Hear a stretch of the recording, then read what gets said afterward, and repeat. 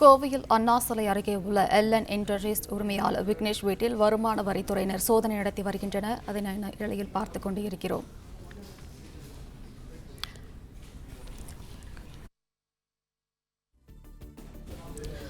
கோவையில் அண்ணா சிலை அருகே உள்ள எல்என் இண்டஸ்ட்ரீஸ் உரிமையாளர் விக்னேஷ் வீட்டில் வருமான வரித்துறையினர் சோதனை நடத்தி வருகின்றனர். கூடுதல் விவரங்களை வழங்குகிறார் செய்தியாளர் நேசராஜ். நேசராஜ், வணக்கம். விவரங்கள்.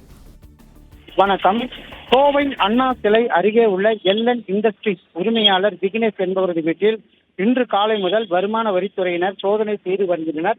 2 இன்னோவா கார்களில் வந்த 7க்கும் மேற்பட்ட வருமான வரி அதிகாரிகள் அவரது வீட்டில் உள்ள கணினிகள் மற்றும் வங்கி கணக்குகளை ஆய்வு செய்து வருகின்றனர்.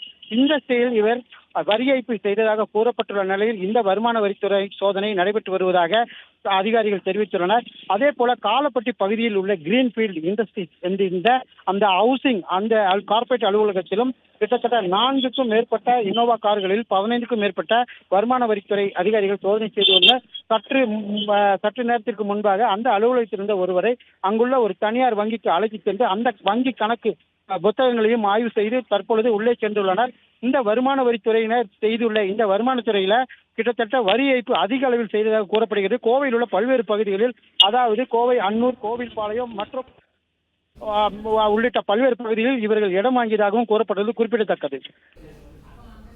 விவரங்களுக்கு நன்றி நேசராஜ்.